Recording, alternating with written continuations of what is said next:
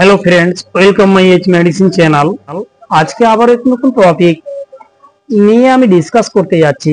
সেটি হচ্ছে যৌনের সমস্যা।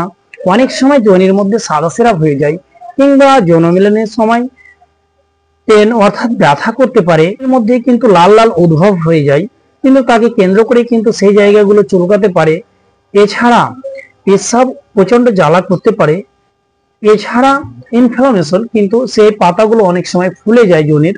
এই সমস্ত সমস্যার জন্য কোন মেডিসিন লাগবে এবং কোন মেডিসিন সব থেকে বেটার, সেই মেডিসিনের উপরে আজকে আমি ভিডিও নিয়ে প্রেজেন্ট হয়েছি আপনাদের সামনে।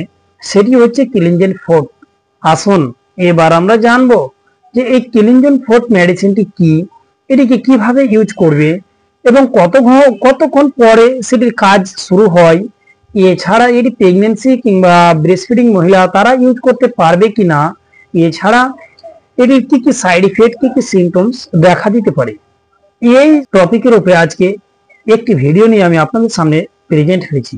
তার আগে আপনাদের কাছে রিকোয়েস্ট, আপনারা এইচ মেডিসিন চ্যানেলে নতুন হয়ে থাকেন, এইচ মেডিসিন চ্যানেলকে সাবস্ক্রাইব করুন, পাশে থাকা বেল আইকনটিকে প্রেস করে দিন, অল নোটিফিকেশন অন করে রাখুন, সবার আগে ভিডিও পড়ে যান। ভিডিওকে স্কিপ করবেন না, না হলে এমনও হতে পারে যে পার্টটা আপনি স্কিপ করলেন সেটাই কিন্তু আপনার প্রয়োজন ছিল। আসুন ভিডিওকে লম্বা না করে স্টার্ট করা যাক। সর্বপ্রথম আমরা জানবো এই কিলিনজেন 4 এই মেডিসিনটিকে কে ম্যানুফ্যাকচার করে থাকে, কোন কোম্পানি দ্বারা এটি উৎপাদিত হয়ে থাকে। এটি উৎপাদিত হয়ে থাকে অ্যারিস্টো কোম্পানি একে ম্যানুফ্যাকচার করে থাকে। আসুন এবার আমরা জানবো এই মেডিসিনের মধ্যে কি কি কন্টেন্ট, কি কি সাল্ট রয়েছে।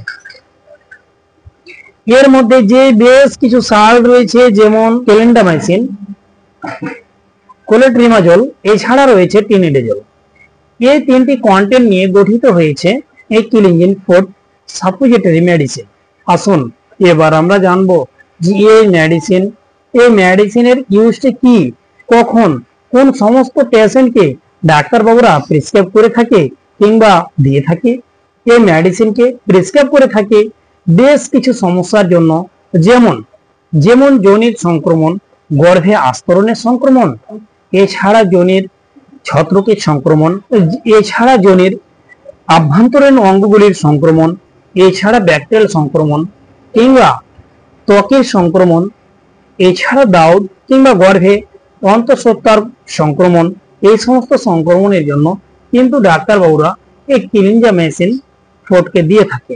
তাহলে আরেকটু আমরা জেনে নিই সংক্রমণ। যেমন গর্ভে সংক্রমণ বলতে অনেক সময় যৌনের মধ্যে যে সমস্যাগুলো ঘটে থাকে, অনেক সে কিন্তু গর্ভপাত হচ্ছে না দীর্ঘদিন ধরে, কিন্তু সে বাচ্চা নেওয়ার চেষ্টা করছে কিন্তু তার বাচ্চা ভূমিষ্ঠ হচ্ছে না, সমস্যা দেখা দিচ্ছে, সেই ক্ষেত্রেও কিন্তু এদিকে ইউজ করতে পারে ডাক্তারবাবুরা। এছাড়া এদিকে ইউজ করে থাকে যেমন সাদা সিরাপের ক্ষেত্রে। আসুন এবার আমরা জানবো এই মেডিসিন কি করব আমরা। এই মেডিসিনটিকে খাবার নাকি লাগানোর। যখনই এই মেডিসিনটি আমি আপনাদের সামনে সাপোজিটরি মেডিসিন, অর্থাৎ এর কাজ হচ্ছে যৌনের মধ্যে সেটিকে লাগাতে হবে। আসুন এবার আমরা জানবো এই যৌনের মধ্যে যখনই এই মেডিসিনটি লাগাবেন এটির রেজাল্ট কতক্ষণের মধ্যে পাবেন আপনি। এটির রেজাল্ট প্রায় 1 ঘন্টার মধ্যে কিন্তু তার কাজ আরম্ভ হয়ে যায়। আসুন এবার আমরা জানবো যে এই মেডিসিন কতক্ষণ পর্যন্ত যৌনের মধ্যে স্থায়ী থাকে। আসুন যৌনের মধ্যে কিন্তু স্বাভাবিকভাবে 4 থেকে 6 ঘন্টা পর্যন্ত কিন্তু স্থায়ী হয়ে থাকে। আসুন এবার আমরা জানবো এই মেডিসিন প্রেগনেন্সি কিংবা ব্রেস্টফিডিং মহিলা তারা কি নিতে পারে। প্রেগনেন্সি কিংবা ব্রেস্টফিডিং মহিলা তারা নিতে পারে, বাট কিন্তু তাদেরকে ডাক্তারের সাথে কনসাল্ট করে নিতে হবে।